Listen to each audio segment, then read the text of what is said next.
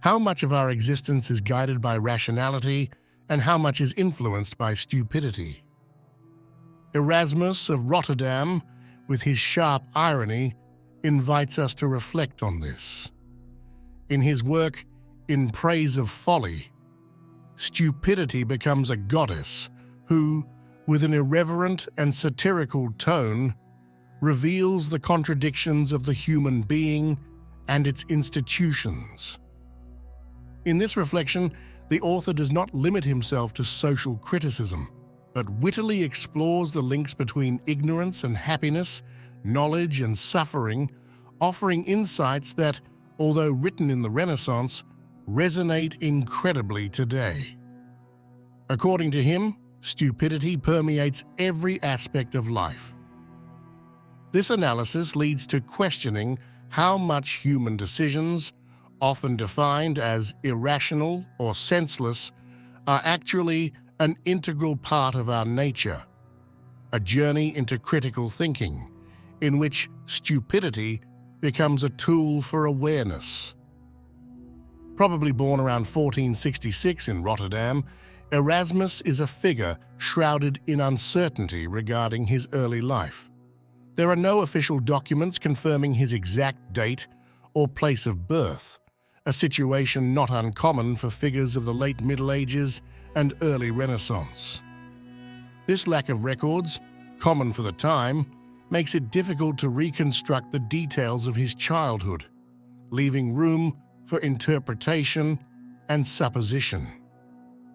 Despite this, Erasmus has become a symbol of the cultural ferment of his time. The historical context in which he lived was characterized by profound transformations. It was the height of the Renaissance, a period that marked the return to the center of man, with humanism as a cultural and intellectual engine. This movement celebrated human dignity, the importance of knowledge, and the recovery of the ancient Greek and Latin classics. Here, art, science, and philosophy redefined the boundaries of knowledge. Erasmus represents one of the most brilliant minds of this historical moment. He was a multifaceted intellectual, capable of grasping the essence of the changes that were taking place and proposing a vision that united culture and spirituality. He was a great supporter of education and social reform, convinced that knowledge was the most powerful means to improve society. He did not limit himself to observing the dynamics of his time, but actively participated in them, contributing with his writings to shape the thought of the time. If you like, you can support the channel by leaving a precious like, and if you haven't already done so, by subscribing to the channel. Many thanks to all our subscribers. He devoted himself with tireless passion to studying, writing, and spreading innovative ideas. His interests ranged from theology to philology, from social criticism to pedagogy, always with the aim of promoting a more just and aware society.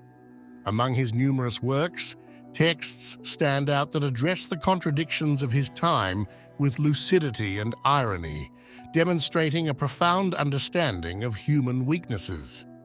He embodies the ideal of the Renaissance intellectual, capable of uniting classical tradition with a critical vision of modernity. His life and works testify to a constant commitment to trying to understand the world and improve it through the power of ideas, a legacy that continues to inspire and prompt profound reflection even today. His criticism of society and institutions was not limited to mere denunciation. He sought to propose a profound reflection, often hidden under the veil of satire. Among his most famous works, in addition to In Praise of Folly, we remember Adagia, a collection of classical proverbs and mottos, and the Handbook of the Christian Soldier, a manual that invited people to live an authentic and personal faith. He was a bridge between different worlds. On the one hand, He was inspired by the great thinkers of classical antiquity. On the other, he faced the challenges of his time, such as the corruption of the Church and the tensions that would lead to the Protestant Reformation. Although he openly criticized many aspects of the Church, he remained faithful to Catholicism, rejecting divisions and seeking change from within. In his most iconic work, in Praise of Folly, he proposes his thoughts on human nature and the role of stupidity in the lives of men. A perspective that, through satire, still manages to make us reflect on the human condition and its infinite contradictions. Erasmus describes stupidity as an omnipresent force, capable of touching every aspect of human life. In his work, it is not simply a weakness, but a universal element that unites all individuals. It is presented as the goddess whose praises no one sings, but who everyone deep down venerates through their actions. Its essence is manifested in that vanity that drives ignorant people to believe they are wise, or in that flattery that reinforces the illusions of others.